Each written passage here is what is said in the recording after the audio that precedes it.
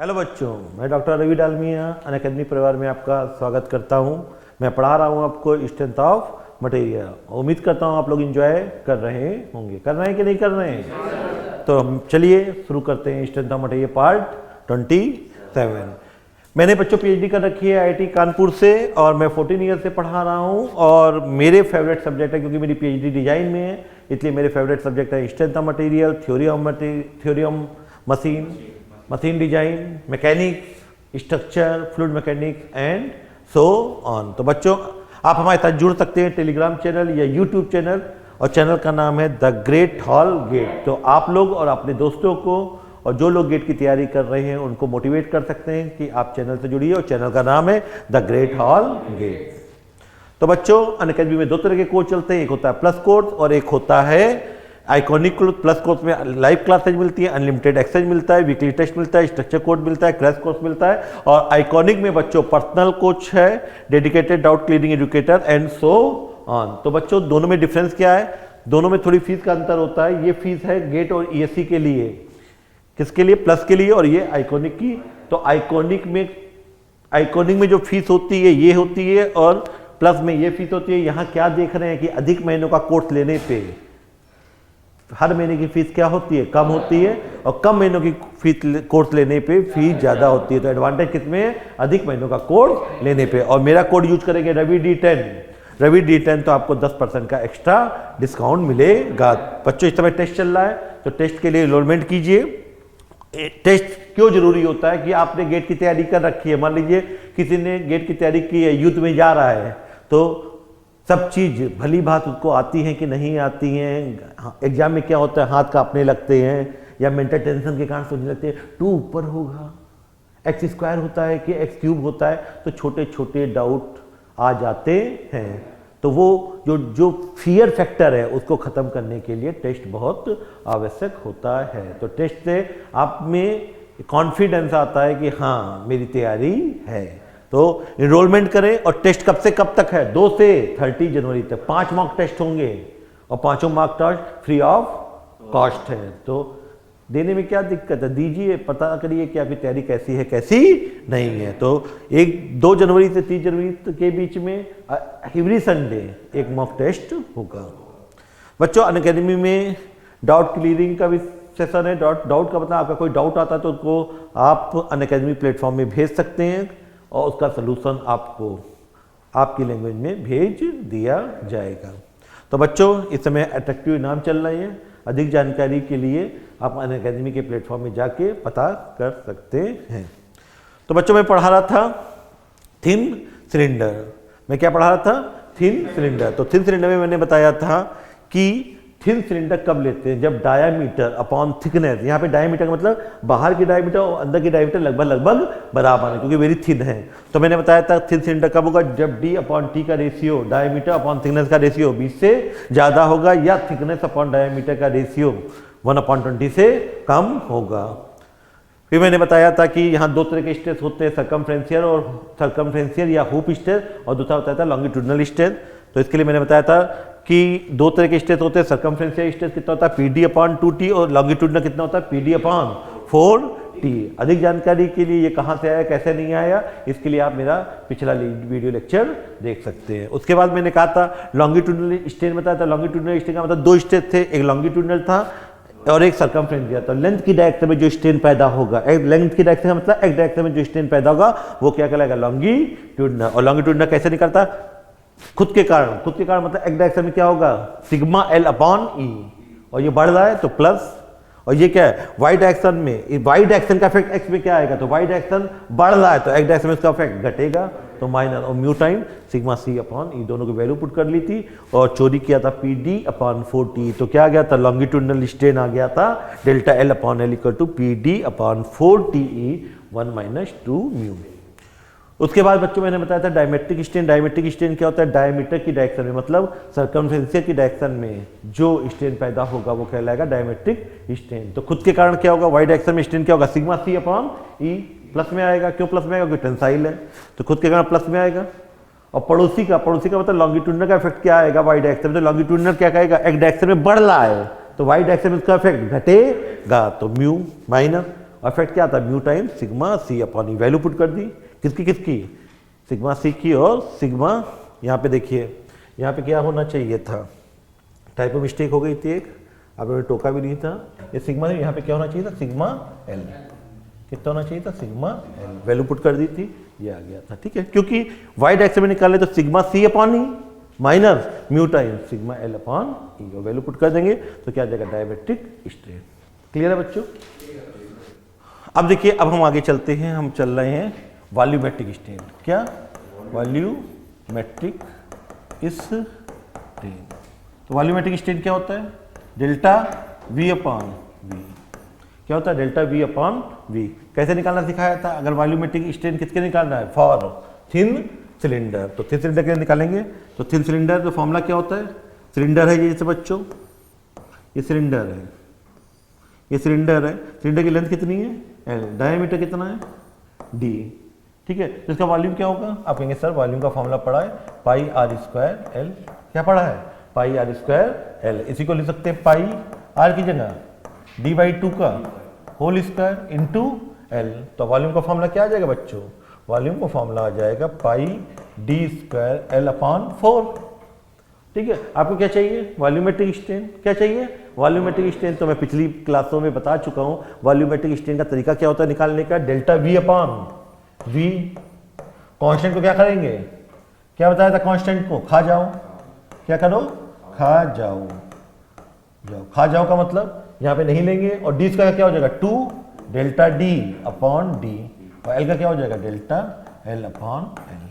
तो delta V upon V equal to 2, और delta D upon D क्या होता है, डेल्टा डी अपॉन डी होता है डायमेट्रिक स्ट्रेन। क्या होता है, डायमेट्रिक स्ट्रेन। और डेल्टा एल अपॉन एल क्या होता है, लॉन्गिट्यूडिनल स्ट्रेन। तो लॉन्गिट्यूडिनल स्ट्रेन। तो कोई पूछे कि थिन सिलेंडर में वॉल्यूमेट्रिक स्ट्रेन किसके बराबर होता है, तो आप कहोगे सर वॉल्यूमेट्रिक स्ट्रेन होता है 2 times of diametric strain plus 1 times of longitudinal strain के सम के बराबर होता है। क्या बोलोगे, वॉल्यूमेट्रिक स्ट्रेन 2 टाइम्स किसका, डायमेट्रिक स्ट्रेन का प्लस 1 टाइम्स लॉन्गिट्यूडिनल स्ट्रेन, इन दोनों के सम के बराबर होता है। 2 times of diametric plus 1 times of longitudinal. ठीक, कहां से आया, समझ में आया। पाई बाई 4 को हटा देते हो, ये शॉर्टकट बताया था, delta V upon V equal to D square क्या होगा 2 delta D upon D plus delta L upon L. और डेल्टा डी अपॉन डी क्या कहलाता है, डायमेट्रिक स्ट्रेन, और डेल्टा एल अपॉन एल क्या कहलाता है, लॉन्गिट्यूडिनल। तो ऑब्जेक्टिव क्वेश्चन पूछा जाए कि वॉल्यूमेट्रिक स्ट्रेन कितना होता है, तो 2 टाइम्स ऑफ क्या, diametric strain plus 1 times of longitudinal strain के बराबर होता है। अब आइए वैल्यू पुट कर दे, किसकी किसकी, डायमेट्रिक की। तो ये क्वेश्चन नंबर क्या मान लें,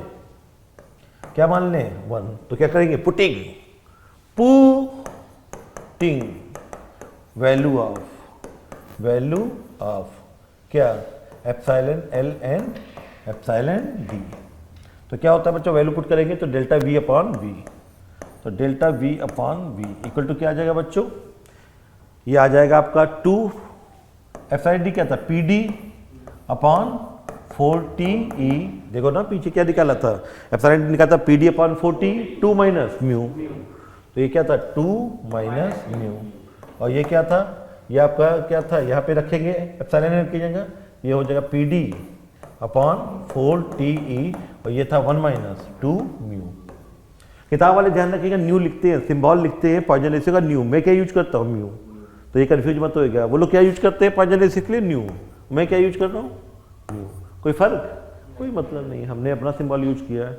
कुछ किताब वाले 1/m भी यूज करते हैं। क्या यूज करते हैं, m 1/m। ये तीनों ही सिंबल किसके हैं, ऑल सिंबल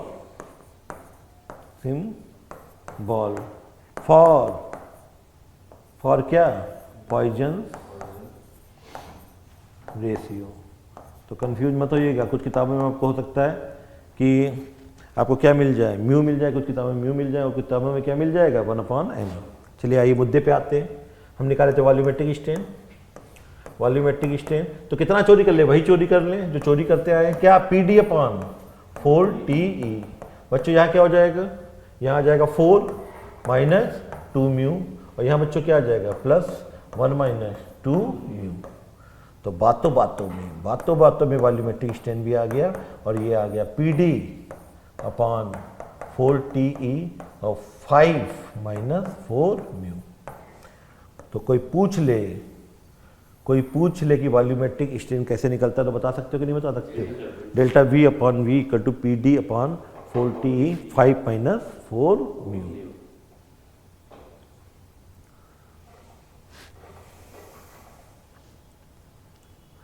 तो आप कहेंगे सर अब अगर थिन सिलेंडर में कुछ भी पूछा गया, मुझसे पूछा गया कितने स्टेज होते हैं, तो मैं कहूँगा रेडियल स्टेज 0 होता है, एजम्पशन होता है रेडियल स्टेज 0 है, सर्कमफ्रेंशियल होता है PD अपॉन। आइए समरी करते हैं। तो समरी में क्या कहोगे कि 3 स्टेज होते हैं, रेडियल स्टेज कितना होता है 0, कितना रेडियल स्टेज।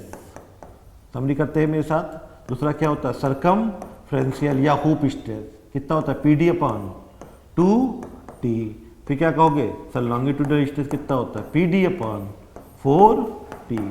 और फिर कहोगे सर स्ट्रेन निकाला था, लॉन्गिट्यूडल स्ट्रेन निकाला था, लॉन्गिट्यूडल स्ट्रेन आया था PD अपॉन 4TE और ये आया था 1 माइनस 2 म्यू। और फिर मैंने निकाला था सर, अगला क्या निकाला था, मैंने निकाला था डायमेट्रिक स्ट्रेन, कितना आया था PD अपॉन 4TE और ये था 2 माइनस म्यू। और लास्ट में मैंने निकाला था वॉल्यूमेट्रिक स्ट्रेन और ये निकला था sir 2 times of longitudinal, 2 times of diametric plus 1 times of longitudinal. और यहाँ वैल्यू पुट की थी तो आया था PD अपॉन 4TE और 5 माइनस 4 म्यू। ये क्या हो गई समरी, ये क्या हो गई समरी। अब किसी ने कहा, एग्जामिनर अभी भी शांत नहीं बैठा, उसने पूछ लिया कि इसके लिए मोहर सर्किल बना दो। किसके लिए?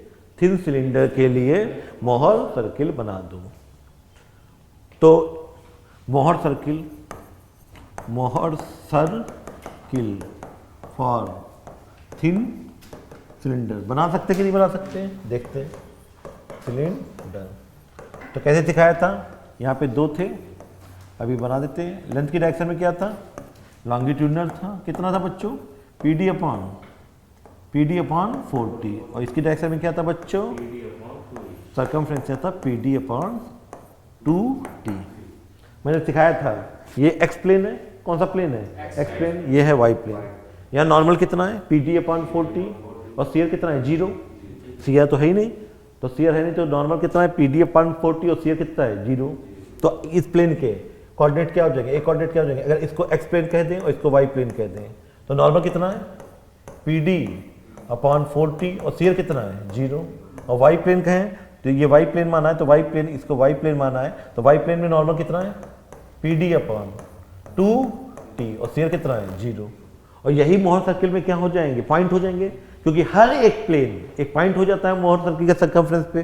तो तरीका क्या बताया था, हमेशा एक्स प्लेन में नॉर्मल और सीयर निकालिए, वाई प्लेन में नॉर्मल और सीयर निकालिए। नॉर्मल कितना है PD अपॉन 4T और सीयर कितना है 0। वाई प्लेन में नॉर्मल कितना है PD अपॉन 4T, 0, सीयर कितना है 0। ये दो पॉइंट आ गए, ये 2 पॉइंट आ गए। हमने कहा मोहर सर्किल जब भी बनाना होगा, मोहर सर्किल जब भी बनाना होगा किसके बीच ग्राफ होता है, सिग्मा और टाउ के बीच। तो एक पॉइंट क्या आ गया PD अपॉन 4T, 0, तो एक पॉइंट आ गया PD अपॉन 4T, 0। दूसरा पॉइंट क्या आ गया PD अपॉन 2T, 0। हमने कहा था इन दोनों का क्या ले लेना, मिड पॉइंट, दोनों का क्या ले लेना मिड पॉइंट, वो सेंटर मान लेना और सेंटर मान के ये दूरी लेके या ये दूरी लेके क्या खींच देना, मोहर सर्किल। और ये मोहर सर्किल हो जाएगा किसके लिए, थिन सिलेंडर के लिए। किसके लिए, थिन सिलेंडर के लिए। कोई पूछे मैक्सिमम प्रिंसिपल स्ट्रेस कितना होगा, तो मैक्सिमम प्रिंसिपल स्ट्रेस कितना होगा, कोई पूछे मैक्सिमम प्रिंसिपल स्ट्रेस पूछ सकता है, थिन सिलेंडर में मैक्सिमम प्रिंसिपल स्ट्रेस कितना होगा। तो कहां काटा है इसको, यहां काटा है और यहां काटा है, और ये ओरिजिन है, तो ओरिजिन से यहां तक की जो दूरी होगी ये PD अपॉन 2T, यही क्या कहलाएगा मैक्सिमम प्रिंसिपल स्ट्रेस। जहां जहां काटता है तो ये PD अपॉन 2T और मिनिमम प्रिंसिपल स्ट्रेस क्या हो जाएगा, मिनिमम प्रिंसिपल स्ट्रेस। देख के बताओ, मिनिमम प्रिंसिपल स्ट्रेस हो जाएगा बच्चों ये कितना है PD अपॉन 4T, हाँ या ना, ठीक है। तो अगर आपसे कुछ भी पूछा जाए बता सकते हो। तो अगर पूछा जाए मैक्सिमम प्रिंसिपल स्ट्रेस कितना होगा, तो इसने सर्किल ने एक्स एक्सिस को कहाँ काटा, जहां जहां काटेगा वहां सीयर 0 होगा। वो प्लेन जहां पे सीयर जीरो होता है उस प्लेन को क्या कहते हैं? Principal plane. तो यहाँ पे सीयर जीरो है, यहाँ सीयर जीरो है, क्योंकि ये ग्राफ किसके बीच है? नॉर्मल और सीयर के बीच। तो यहाँ पे सीयर जीरो, यहाँ जीरो, तो ये क्या हो जाएगा? मैक्सिमम प्रिंसिपल स्ट्रेस, और ये क्या हो जाएगा? Minimum principal stress. तो मैक्सिमम प्रिंसिपल स्ट्रेस कितना है? PD अपॉन 2T, और मिनिमम प्रिंसिपल स्ट्रेस कितना है? PD upon 4T। क्लियर है? तो ये क्या हो गया? अगर आपसे ऑब्जेक्टिव क्वेश्चन पूछा जाए निकाल सकते हो। अब देखिए यहाँ पे मोहर सर्किल पूछा जाता है, यहाँ पे पूछा जा रहा है maximum shear stress, maximum shear stress. Maximum shear stress किस में पूछा जाएगा? थिन सिलेंडर में। तो बहुत कंफ्यूजिंग होता है। कंफ्यूजिंग क्यों होता है? क्योंकि अगर एग्जामिनर ने कहा कि थिन सिलेंडर है, क्या कहा है? थिन, और प्लेन स्ट्रेस कह दिया गया, कि कहीं भी लैंग्वेज में बात आ गई प्लेन की, किसकी आ गई? प्लेन की। तो प्लेन में ये ध्यान रखिए कितने स्ट्रेस होते हैं? 3 स्ट्रेस होते हैं। एक होता है रेडियल, कितना होता है? 0। लॉन्गिट्यूडल कितना होता है? PD अपॉन 4T, और सर्कमफ्रेंस से कितना होता है? PD upon 2T। कितने स्ट्रेस है? 3। कितने स्ट्रेस है? 3। तो टाउ मैक्सिमम निकालने का तरीका होता है sigma max minus sigma minimum upon 2। तो कितना हो जाएगा? PD अपॉन मैक्सिमम कितना है इसमें? PD अपॉन 2T, और मैक्सिमम है PD अपॉन 2T, और मिनिमम कितना है? ये तीनों में मिनिमम कौन है? 0 अपॉन 2। कितना आ जाएगा? PD upon 4T। ये कब यूज करेंगे? ये तब यूज करेंगे जब क्या कह देगा? When examiner will say thin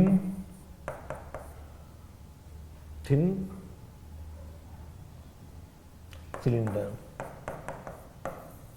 thin cylinder में टाउ मैक्स निकालने का फॉर्मूला होता है PD अपॉन 4T।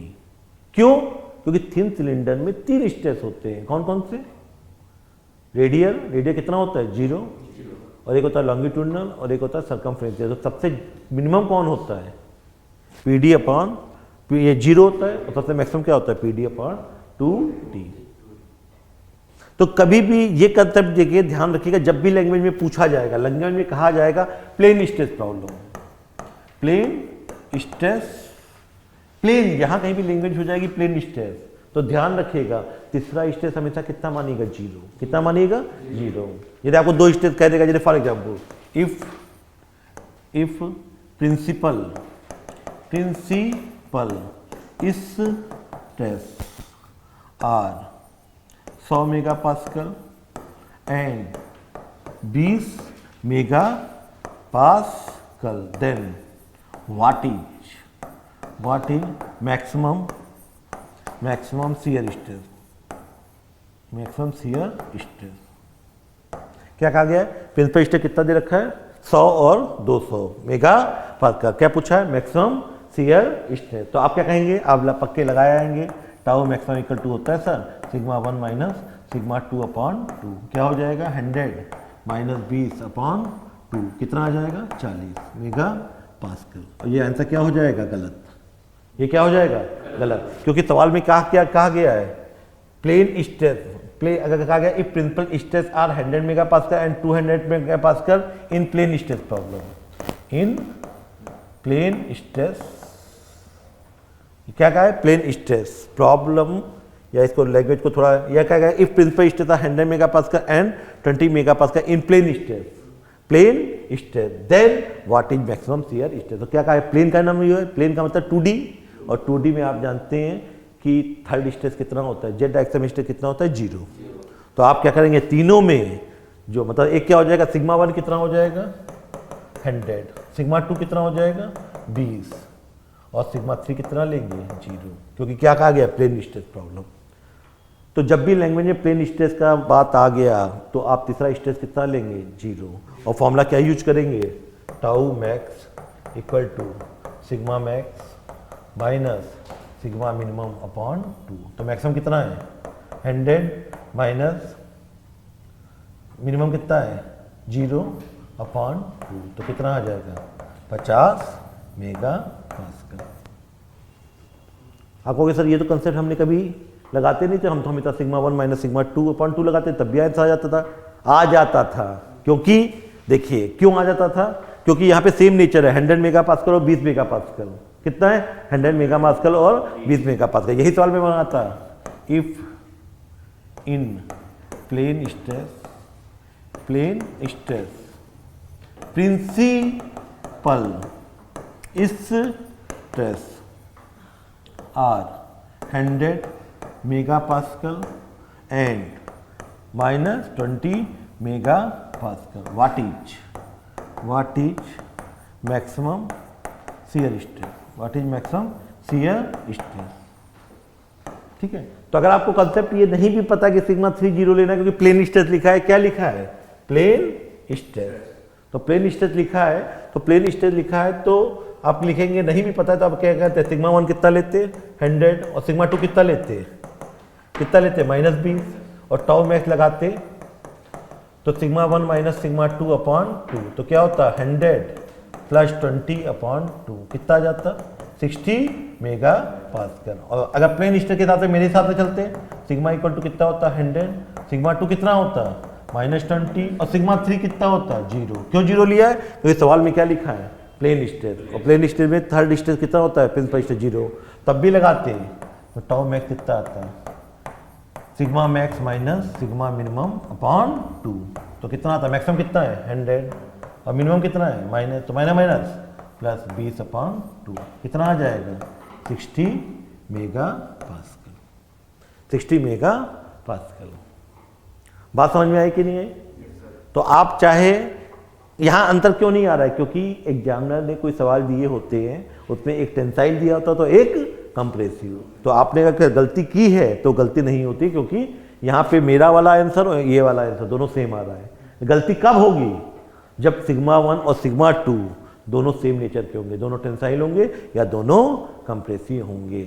तो जब भी प्लेन स्ट्रेस कह देगा तो सिग्मा 1 जो दिया जाएगा वो लिखेंगे, सिग्मा 2 दिया होगा वो लिखेंगे और सिग्मा 3 कितना लिखेंगे 0, और उन तीनों में जो मैक्सिमम होगा वो सिग्मा मैक्स हो जाएगा, और उन तीनों में जो मिनिमम होगा वो क्या हो जाएगा, वो क्या हो जाएगा सिग्मा मिनिमम। जब भी 3 होंगे तो जब भी प्लेन स्ट्रेस होगा तो कितने स्ट्रेस लेंगे 3, सिग्मा 1 सिग्मा 2 और सिग्मा 3 क्या लेंगे 0। अगर कहीं लैंग्वेज आ गई प्लेन स्ट्रेस, क्या आ गई प्लेन स्ट्रेस, तो यहां पे देखिए यहां मैक्सिमम शियर स्ट्रेस क्या निकला है PD/40, क्यों, क्योंकि यहां दोनों सेम नेचर के थे, कौन कौन लॉन्गिट्यूडनल और सर्कमफ्रेंशियल, तो तीसरा सर्कमफ्रेंशियल कितना होता है, तीसरा रेडियल स्ट्रेस कितना होता है 0, तो इन तीनों में मैक्सिमम कितना है PD/2T और मिनिमम कितना है 0, तो कितना आएगा PD/4T। और होता क्या है देखिए, अगर हम मोहर सर्किल बनाए तो अगर आपके पास 3 स्ट्रेस हैं सिग्मा 1 सिग्मा 2 और सिग्मा 3, तो मोहर सर्किल बनाए तो कैसे बनेगा, एक बनाएंगे मान लो सिग्मा 1, मान लो सबसे बड़ा है सिग्मा 1, सबसे बड़ा क्या है मान लो सिग्मा 1, मान लो ये सबसे बड़ा है, ये सिग्मा सबसे बड़ा है सिग्मा 1, सबसे बड़ा है सिग्मा 1, उससे छोटा है सिग्मा 2 और सबसे छोटा है सिग्मा 3। तो एक मोहर सर्किल बनेगा सिग्मा 1 और सिग्मा 2 के बीच, एक मोहर सर्किल बनेगा सिग्मा 2 और सिग्मा 3 के बीच, और एक सर्किल बनेगा सिग्मा 1 और सिग्मा 3 के बीच। तो ये मोहर सर्किल होता है 3D के लिए। तो यहाँ टाउ की कितनी वैल्यू आएगी, ये वैल्यू आएगी टाउ क्या आ जाएगा सिग्मा 1 माइनस सिग्मा 2/3।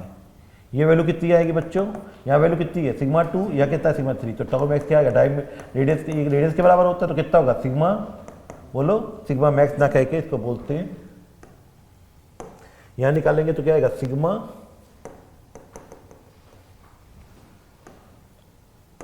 यहां टाउ कितना आएगा, यहां टाउ आएगा क्या सिग्मा 2 माइनस सिग्मा 3/2, और यहां निकालेंगे तो यहां सिग्मा टाउ कितना आएगा सिग्मा 1 माइनस सिग्मा 3/2।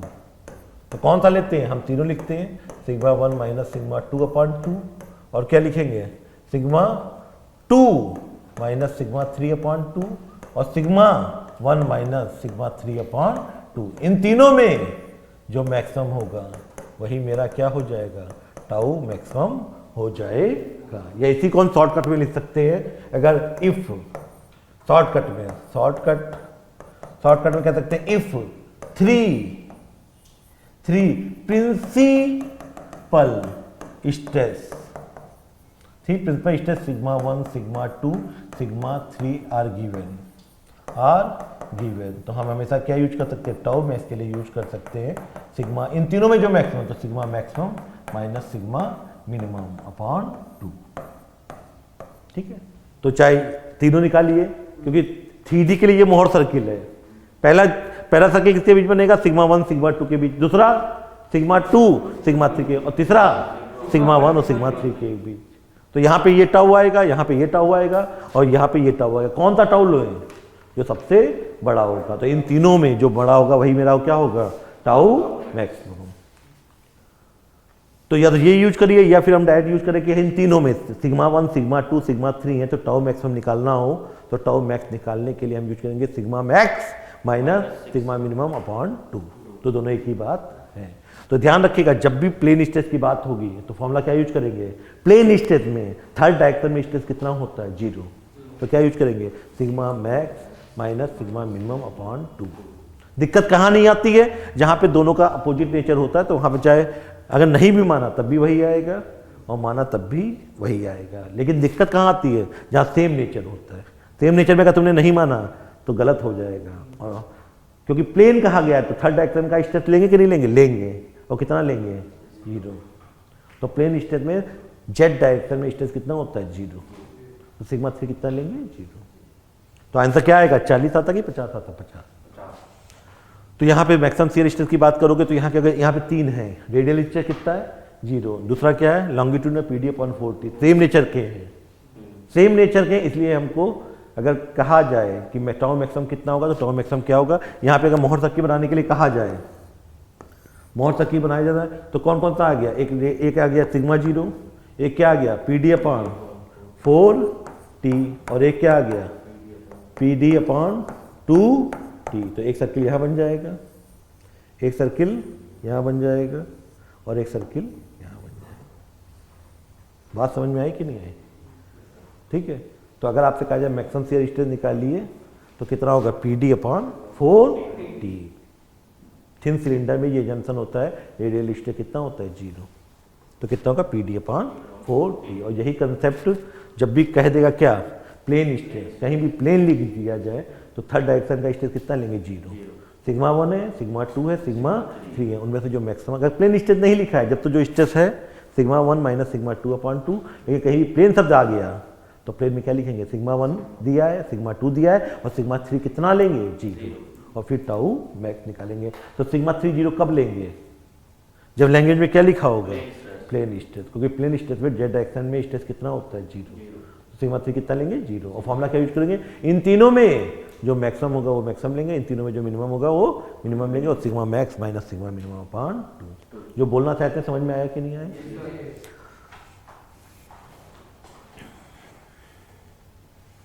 तो हम बात करते हैं थिन सिलेंडर की। थिन सिलेंडर में हमने लगभग सभी बातें कर ली। मोहर सर्किल बनाने के लिए कहा जाए, मोहर सर्किल बना सकते हो, मैक्सिमम शियर स्ट्रेस निकाल सकते हो, प्रिंसिपल स्ट्रेस निकाल सकते हो, मोहर सर्किल बना सकते हो, वॉल्यूमेट्रिक स्ट्रेन निकाल सकते हो, डायमेट्रिक स्ट्रेन निकाल सकते हो, लॉन्गिट्यूडनल स्ट्रेन निकाल सकते हो। और कौन कौन से स्ट्रेस होते हैं, लॉन्गिट्यूडनल होता है, सर्कमफ्रेंशियल होता है, और साथ ही साथ रेडियल स्ट्रेस कितना होता है, 0। रेडियल स्ट्रेस कितना होता है, 0। क्लियर है बच्चों। तो इसी बार कभी कभी होता है थिन स्फीयर में, किसकी बात होती है, थिन स्फीयर में। तो थिन स्फीयर में ध्यान रखिएगा कि सिमेट्रिकल होता है। अगर हम किसकी बात करें, थिन सिलेंडर की बात करें, थिन स्फीयर थोड़ा शॉर्टकट आइडिया दे देते हैं।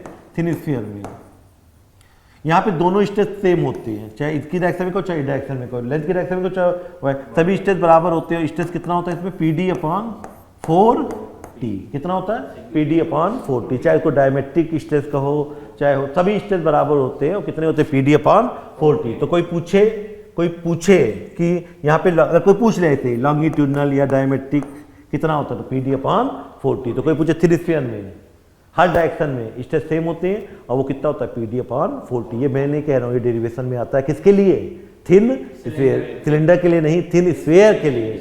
किसकी बातें बता रहे हैं, थिन सिलेंडर तुम्हारा हो गया। अब थिन स्फीयर में पूछा जाए कि थिन स्फीयर में लॉन्गिट्यूडनल या डायमेट्रिक स्ट्रेस कितना होता है, PD अपॉन 4T। और कोई पूछे कि यहाँ पे डायमेट्रिक स्ट्रेन कितना होता है, एप्सिलॉन। कौन सा, diametric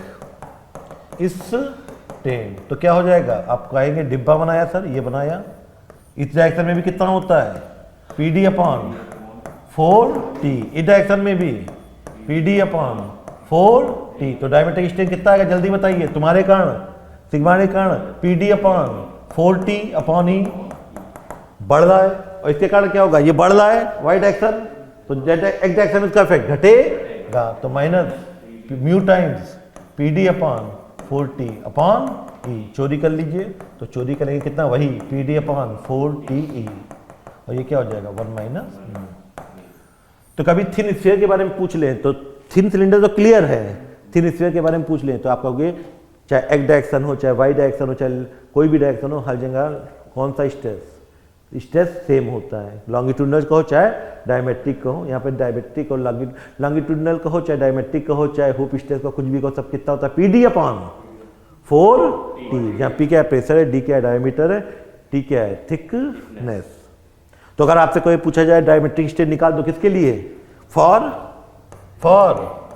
thin sphere, thin sphere, तो इसके लिए कितना होगा PD upon 4T 1 minus mu. और कोई पूछे वॉल्यूमेट्रिक स्ट्रेन निकाल दे, क्या पूछे वॉल्यूमेट्रिक स्ट्रेन निकाल दो, तो कैसे निकालोगे, अगर आपको वॉल्यूमेट्रिक स्ट्रेन, वॉल्यूमेट्रिक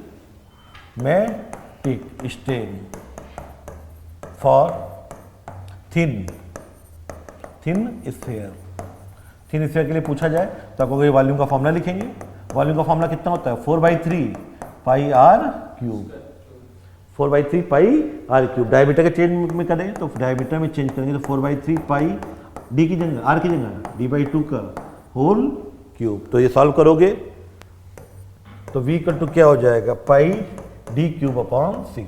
और फॉर्मूला निकालने का तरीका क्या बताया था, delta v upon v, constant खा जाएंगे, और कांस्टेंट खा जाएंगे तो कितना आ जाएगा 3, ये क्या करेंगे खा जाओ, तो ये क्या होगा 3 डेल्टा d अपॉन d, तो ये क्या हो जाएगा डेल्टा v अपॉन v, कितना हो जाएगा 3 एप्सिलॉन d। और ये एप्सिलॉन d कितना आता है, कितना आया था बच्चों PD अपॉन 4TE और 1 माइनस म्यू। ये क्या आ जाएगा अब वॉल्यूमेट्रिक स्ट्रेन किसके लिए, थिन स्फीयर के लिए, ठीक है, थिन स्फीयर के लिए आ गया। अब फटाफट कोई पूछे थिन स्फीयर के लिए, थिन स्फीयर के लिए ड्रा बस 2 मिनट और लेंगे, ड्रा मोहर सर्किल फॉर थिन स्फीयर।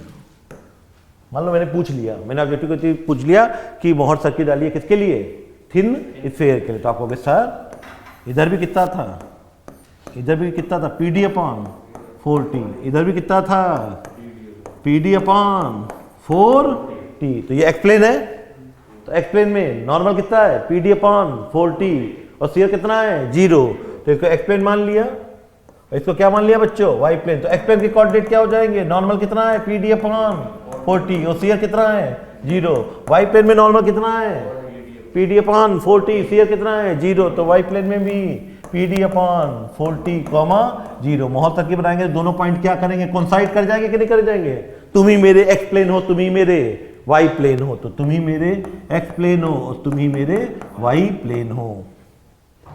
तो कोई पूछे मैक्सिमम प्रिंसिपल स्ट्रेस कितना होगा, तो ये किसके बीच ग्राफ होता है, नॉर्मल और शियर के बीच। पॉइंट आ गया तो आप कहोगे पॉइंट सर्किल आएगा सर, मोहर सर्किल क्या आएगा पॉइंट सर्किल, क्योंकि दोनों पॉइंट एक ही है, एक्स प्लेन का भी पॉइंट वही है, वाई प्लेन का भी वही है, तो कोइंसाइड कर जाएंगे तो मोहर सर्किल क्या बनेगा पॉइंट सर्किल। कोई पूछे यहाँ पे मैक्सिमम प्रिंसिपल स्ट्रेस क्या होगा, तुम ही मेरे सिग्मा मैक्स हो और तुम ही मेरे सिग्मा मिनिमम हो, मतलब मैक्सिमम प्रिंसिपल स्ट्रेस और मिनिमम प्रिंसिपल स्ट्रेस बराबर होंगे, और किसके बराबर होंगे, हॉरिजॉन्टल दूरी कितनी है PD अपॉन 4T। तो कोई पूछता ये ओरिजिन है तो आपसे पूछता मैक्सिमम और मिनिमम प्रिंसिपल इस पे, तो क्या बोलते PD अपॉन 4T। क्लियर है कि नहीं, तो आप कहोगे सर आपने बातों बातों में इस थिन स्फीयर के बारे में बता दिया। अगर कोई पूछे थिन स्फीयर में लॉन्गिट्यूड पूछे या हुप पूछे, दोनों स्ट्रेस बराबर हो तो किसके बराबर होते हैं PD अपॉन 4T। कोई पूछे डायमेट्रिक, यहाँ पे चाहे एक्स डायरेक्शन लो चाहे वाई डायरेक्शन लो, कौन सा स्ट्रेन होगा? Diametric strain. और डायमेट्रिक स्ट्रेन कितने टाइम्स होता है? डायमेट्रिक स्ट्रेन आपने कहा नहीं, डायमेट्रिक स्ट्रेन क्या होता है? आप कहेंगे सर ये आया PD/40 1 माइनस म्यू। और कोई पूछे वॉल्यूमेट्रिक स्ट्रेन इसमें कितना होता है? 3 टाइम्स ऑफ, कितने time? 3 times of diametric strain. और वैल्यू कितनी होती है? 3PD/40 1 minus mu. फिर मैंने कहा कि मोहर सर्किल क्या होगा, तो क्या बताओगे? थिन स्फीयर के लिए मोहर सर्किल क्या आता है? Point circle. Maximum principal stress और मिनिमम प्रिंसिपल स्ट्रेस कितना आता है? PD/40। कितना आता है? PD/40। तो ये बातें थी thin cylinder and thin sphere. आपके कोर्स पे क्या है? थिन सिलेंडर, लेकिन थोड़ी बातें हमने बता दी थिन स्फीयर की भी। कोई भी ऑब्जेक्टिव क्वेश्चन पूछा जाता है तो आप उसका उत्तर दे सकते हैं। क्लियर है बच्चों? तो यहीं पे खत्म करते हैं thin cylinder and thin sphere, और मिलते हैं नेक्स्ट लेक्चर में नए जोश के साथ। खुश रहिए, मस्त रहिए, धन्यवाद।